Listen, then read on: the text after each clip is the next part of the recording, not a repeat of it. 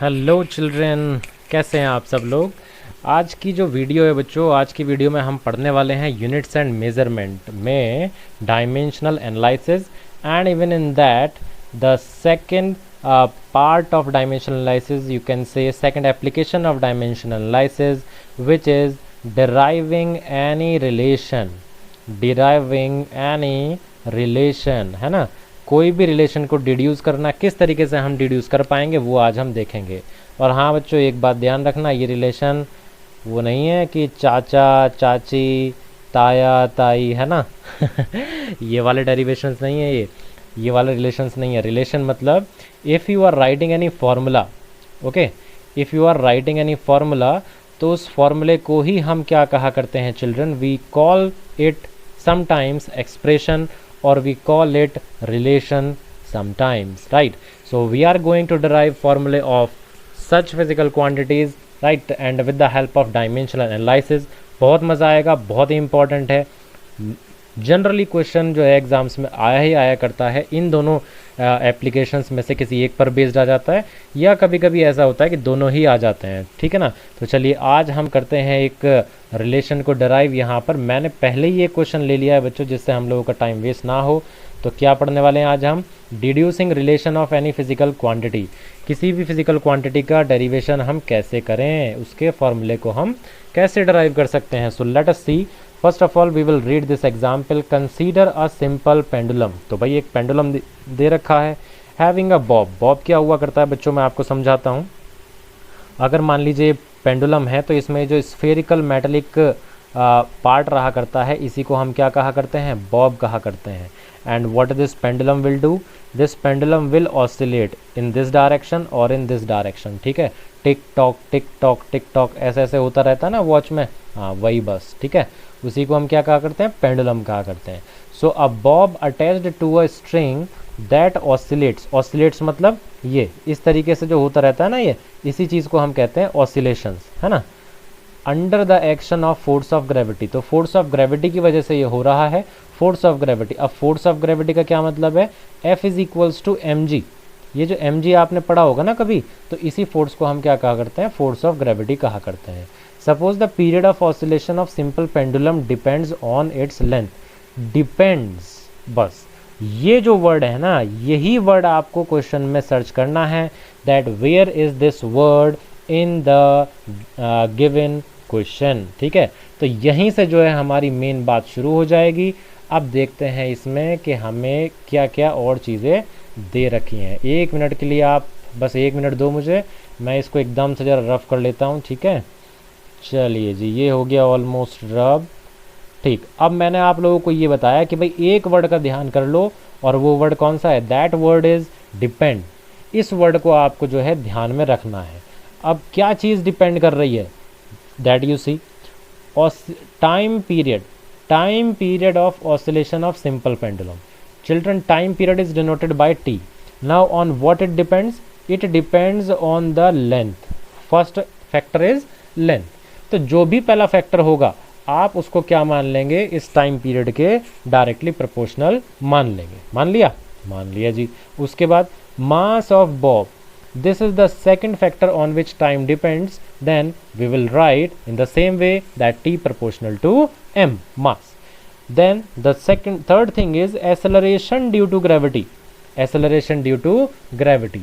On this also time period of oscillation depends, ठीक है। ये तीन ही चीज़ें दे रखी हैं। and after that they said derive the expression for its time period using the method of dimensions। तो चलिए स्टार्ट करते हैं, बड़ा मज़ा आने वाला, बहुत ही ध्यान से समझना, because the same steps are going to be used in every question related to deriving any expression using dimensional analysis, ठीक है। तो बिल्कुल सेम स्टेप्स होने वाले हैं, बहुत ध्यान से समझना आप लोग।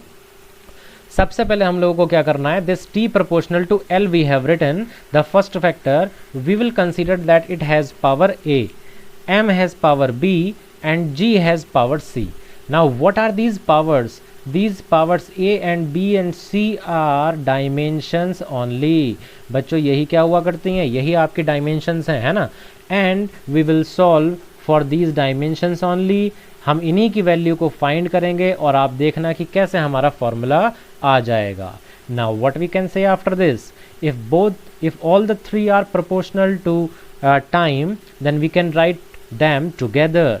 T proportional L to the power A, M to the power B, G to the power C. Yes. Now after that, removing proportionality sign, we have to put one constant here. Suppose that constant is K, and the remaining part we will write as it is. Okay, this equation I will consider as equation number 1, क्योंकि मुझे इस equation की ज़रूरत बाद में भी पड़ने वाली है. Now let us see this T is what. अच्छा हाँ बच्चों, हमें करना क्या है. Now we will write dimensions. Now we will write dimensions on both sides. Now you know T is time. Time has dimensions of capital T, है ना. तो लीजिए, we have written capital T is equals to, what is this k? This k was proportionality constant here. This k was proportionality constant here, है ना. तो ये भैया ये हमारे मोहल्ले का नहीं है. हम इसको क्या करेंगे, हम इसको कह देंगे भाई एक तरफ रख, हम नहीं खिला रहे तेरे को क्रिकेट, ठीक है. और क्रिकेट कौन कौन खेलेगा, जो पहले से ही एक मोहल्ले में रह रहे थे. ये के क्या था, के था दूसरे मोहल्ले का, ऐसे समझ लो. सही है ना. चलो अभी आगे चलते हैं, स्टार्ट करते हैं. तो के को हमने छोड़ दिया. What is there, L. L means length. Length is capital L. Power A. M is mass. For mass it is M. Power is B. Now G. G is what?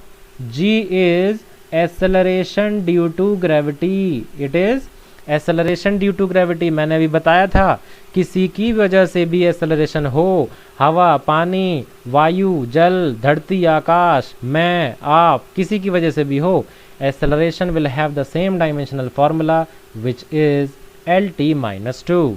So let us write here LT minus 2 and its power is C. Okay, now let us solve further. Here we have T only is equal to L to the power A bracket, M to the power B bracket, and L to the power C, T to the power minus 2C. What we did here, we just multiplied the powers with the powers of these dimensions, right. Dimensions नहीं बच्चों, ये जो L, M और T हैं, इनके जो powers थी उनके साथ multiply कर दिया. Now let us solve. Okay, first of all let us write for M. M to the power what we have here, B. After that you write for L. L to the power what do you have here, A. देखिए A कहाँ पर है, A तो ये रहा, और कहीं पर है क्या L, हाँ जी ये रहा. L to the power C. So plus C. A plus C will be the power of L. In the same way, what will be the power of T? T has power here minus 2C.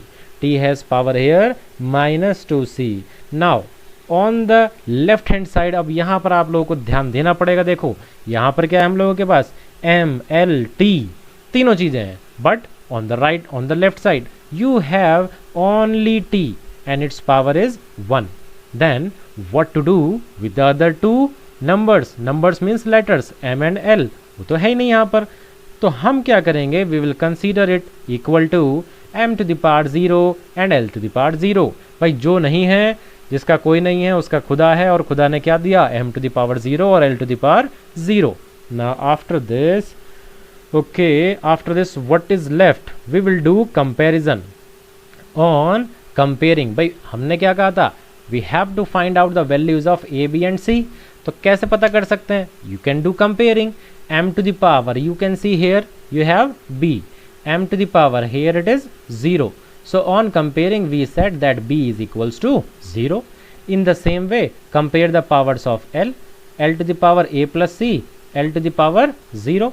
So A plus C is equal to 0. Correct. Now then minus 2C will be equal to 1. Minus 2C will be equal to 1. From here C will be equals to minus 1 upon 2. अगर C की value ये है तो इस equation में आप value रख दो. यहाँ से आपको क्या मिल जाएगा आंसर, यहाँ से आपको आंसर मिल जाएगा A is equals to 1 upon 2, right. B is equals to 0, A is equals to 1 upon 2, C is equals to minus 1 upon 2. We got the value of all the three dimensions जो हमने अपनी तरफ से consider करके रखी थी.